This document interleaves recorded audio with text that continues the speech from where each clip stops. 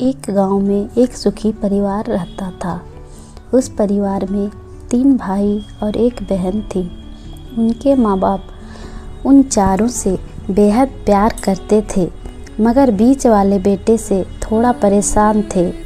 बड़ा बेटा पढ़ लिख कर डॉक्टर बन गया था और छोटा बेटा भी पढ़ लिख कर इंजीनियर बन गया था, मगर बीच वाले बेटे को बिल्कुल पढ़ने लिखने में मन नहीं लगता था।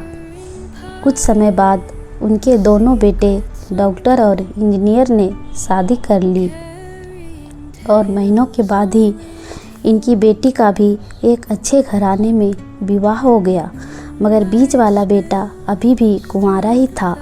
वह अनपढ़ था और कहीं पर मजदूरी का छोटा सा काम करता था।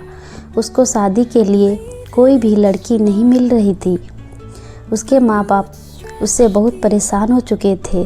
अब जब भी उसकी बहन अपने मायके आती तो वह अपने डॉक्टर और इंजीनियर दोनों भाइयों से मिलती थी, मगर बीच वाले भाई से बहुत कम मिलती थी, क्योंकि वह उसे ज़्यादा पैसे नहीं दे पाता था। लेकिन फिर भी वह अपनी बहन से बहुत अधिक प्यार करता था। कुछ समय बाद उसके पिताजी का बीच वाले बेटे का बिना शादी किए ही मृत्यु हो गई। उनकी माँ ने सोचा कहीं अब किसी के मुंह से बंटवारे की बात निकले, इसलिए अपने ही गांव में एक सीधी सादी लड़की से मंझले बेटे की शादी करवा दी। शादी होते ही न जाने क्या हुआ, अनपढ़ बेटा मन लगाकर काम करने लगा और पहले से कहीं ज़्यादा मेहनत भी करने लगा।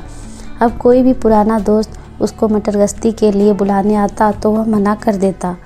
एक दिन उसके डॉक्टर और इंजीनियर भाई ने सोचा कि यह तो गंवार और अनपढ़ है, हम इससे कहीं ज़्यादा पैसे कमा लेते हैं, इसलिए अब हमें बंटवारा कर लेना चाहिए।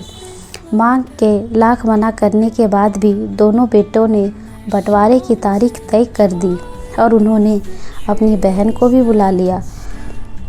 तभी उनका गंवार भाई कहता है कि तुम लोग बंटवारा कर लो, मुझे जो बचे वो दे देना, ना तो ना देना, मैं शाम को आकर अंगूठा लगा दूंगा।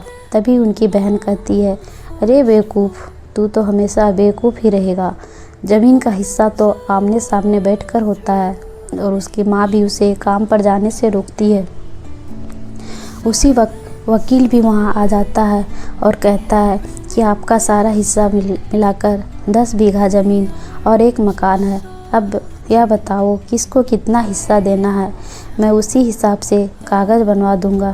तब गंवार भाई कहता है, वकील साहब 5-5 बीघा ज़मीन हमारे दोनों भाइयों के नाम लिख दो और यह हमारा घर है, मेरी प्यारी बहन के नाम कर दो। तब दोनों भाई पूछते हैं कि तू अपने हिस्से में क्या लेगा। गंवार भाई कहता है, मेरे हिस्से में मेरी प्यारी माँ है। वह अपने पत्नी की तरफ मुस्कुराते हुए कहता है, क्यों, क्या मैंने गलत कहा? उस गंवार की अनपढ़ पत्नी अपनी सास से लिपटकर कहती है, माँ से बड़ी वसीयत क्या होगी मेरे लिए। उसी वक्त उसका गंवार पति भी अपनी माँ से लिपट जाता है। गंवार बेटे और बहू के प्यार ने ज़मीन जायदाद के बंटवारे को एक सन्नाटे में बदल दिया। तभी बहन अपने गंवार भाई के गले लगकर लिपट कर रोते हुए कहती है, माफ़ कर दो भैया, मैं आपको सम्मान नहीं दे सकी। तभी उसका भाई कहता है, मेरी प्यारी बहन, इस घर पे जितना अधिकार हमारा है उतना ही तुम्हारा भी है। और रही बात बंटवारे की, तो बंटवारा नहीं करने से जीवन ख़त्म नहीं हो जाएगा।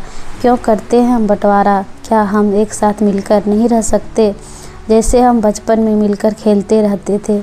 एक साथ मिलकर रहने को ही तो कहते हैं एक अच्छा परिवार, और उसके परिवार को संभालती है एक माँ। तभी उसके दोनों भाई भी बहुत शर्मिंदा होते हैं और बंटवारे के सभी कागज़ फाड़ कर फेंक देते हैं।